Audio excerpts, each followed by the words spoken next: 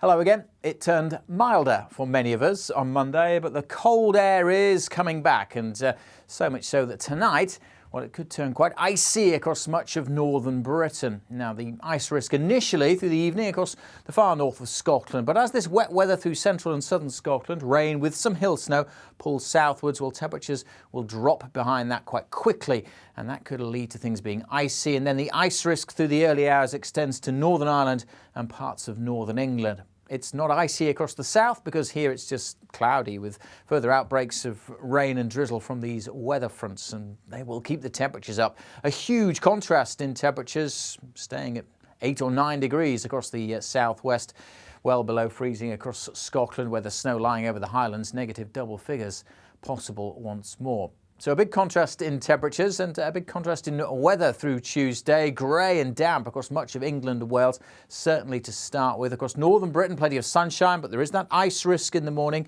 Still some wintry showers coming in across the far north. The rain will perhaps peter out across East Anglia, the southeast and the Midlands, but staying pretty dull and damp over much of South Wales and southwest England throughout the day.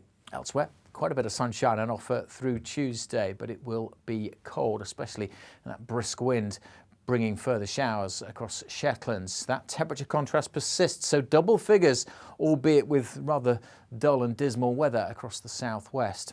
Now, this line of rain is a weather front, and it's going to be quite a big player in our weather through the middle part of this week, pushing back eastwards during Tuesday evening, bringing some heavy rain to Northern Ireland on Wednesday. And as it hits the colder air, well, we could start to see some heavy snowfall initially through Wednesday over hills across northern England and southern Scotland. But that weather front, that band of wet weather persisting into Thursday, or we could start to see snowfall totals building up somewhat. That is a weather front, and it's also taking the mild air back further east. So we still have a big temperature contrast, but over a different range. So the double digits for the southwest, but also now for Northern Ireland, staying cold though across the east, and that's where we're going to have the problems as the wet weather hits that colder air, making for some sleet and snow. It's all tied into that weather system, and those temperature contrasts mean the difference between the warnings as well. Rain warning for Northern Ireland because it could be heavy and persistent through Wednesday, but with that wet weather hitting the colder air,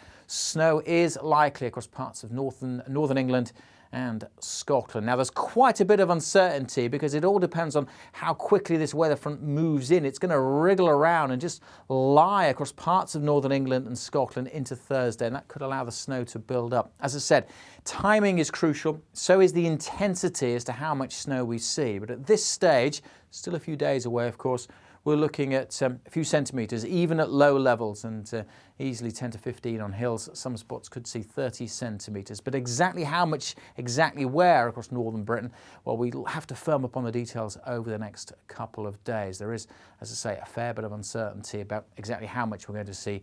So stay tuned to the forecast. Best way to do that, of course, certainly the weather warnings are updated all the time on the app and on the website. But of course, for the very latest, make sure you're following us across social media.